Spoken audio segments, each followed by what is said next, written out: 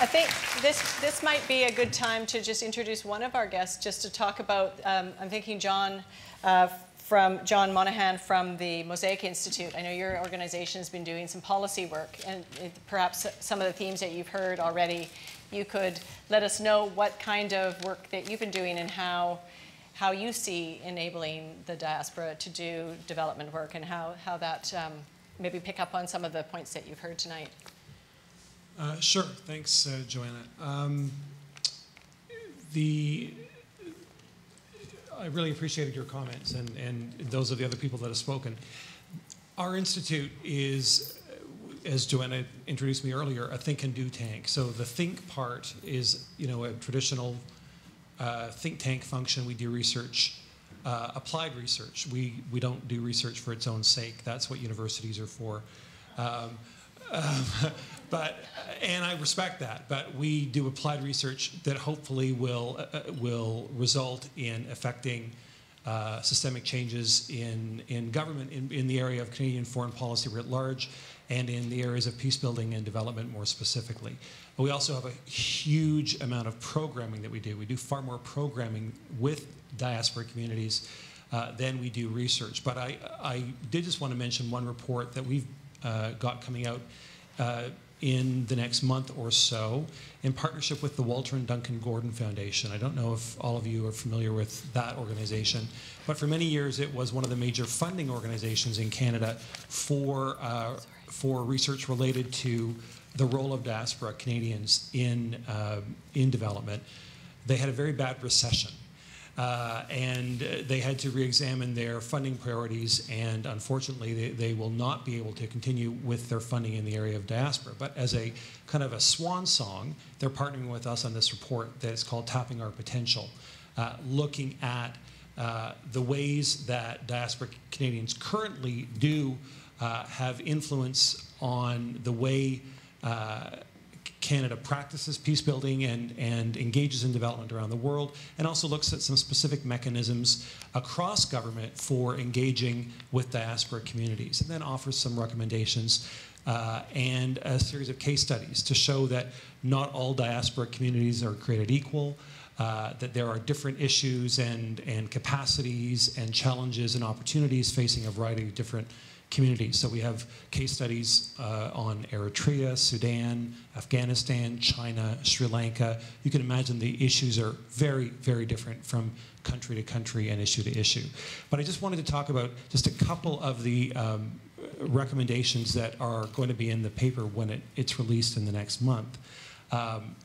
One relates specifically to the area of research and data collection and analysis. There is a real challenge. This is a very basic thing, but the government of Canada, where I believe there actually is a fair amount of goodwill, certainly at the bureaucratic level, and good intention to engage with diaspora communities in the areas of, certainly in the area of development and in other areas of foreign affairs as well.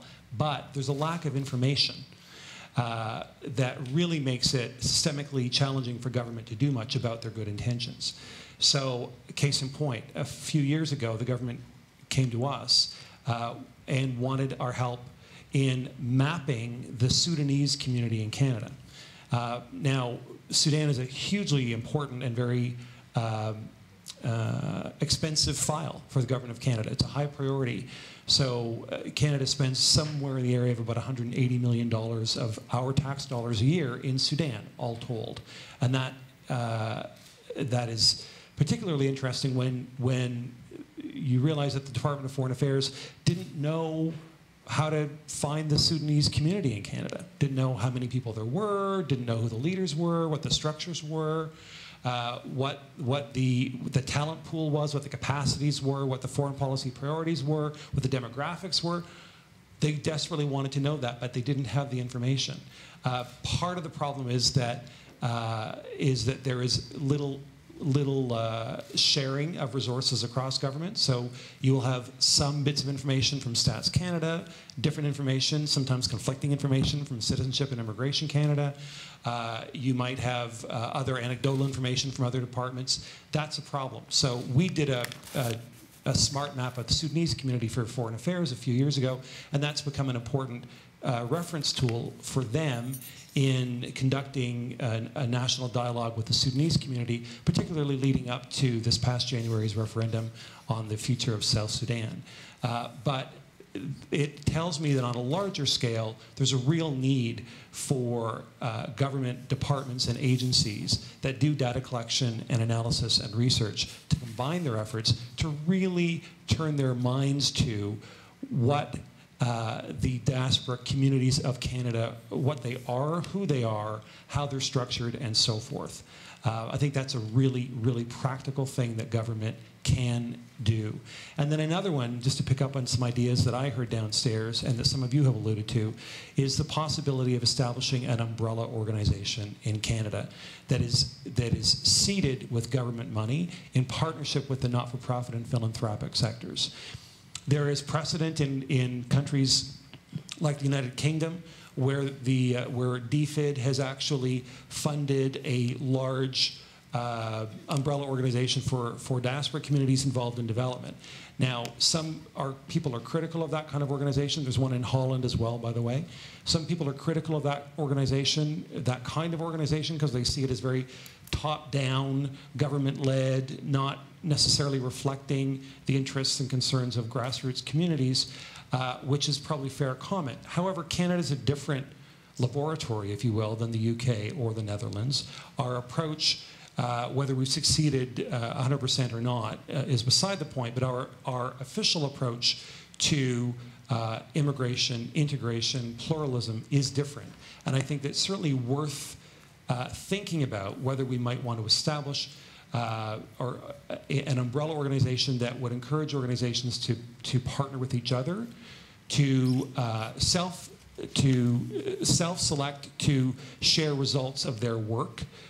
Because right now, as some people commented downstairs, people are doing tremendously wonderful work, but it's happening in isolation.